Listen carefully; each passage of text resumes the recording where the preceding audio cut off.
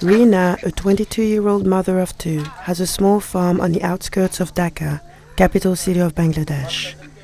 She has recently lost all the chickens.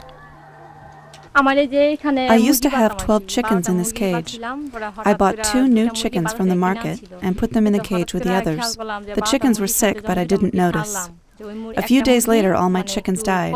Now the cage is empty. Bird flu is spreading in Bangladesh, and it's being exacerbated by poor hygiene and lack of information about how the disease spreads. Reena, who started poultry farming to support her family, can barely make enough to feed them now. Safura, who is farming in a much larger scale, has 400 chickens, but she's encountered similar problems in managing bird flu, and in particular, getting the information that will keep her flock and employees safe from the disease.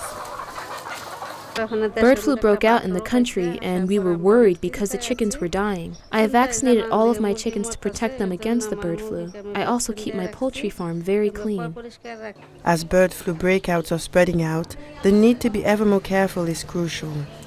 And although the public awareness has increased, poor hygiene practices at the household remain.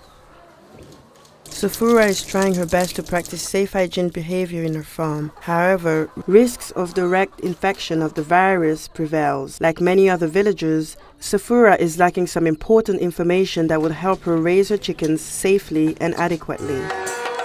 UNICEF is working with local folk theatre groups across Bangladesh and has organized strict performances, mainly in remote villages like this one that have been identified as hotspots for the spread of the virus. The messages are adjusted according to the local context and are presented in local dialect.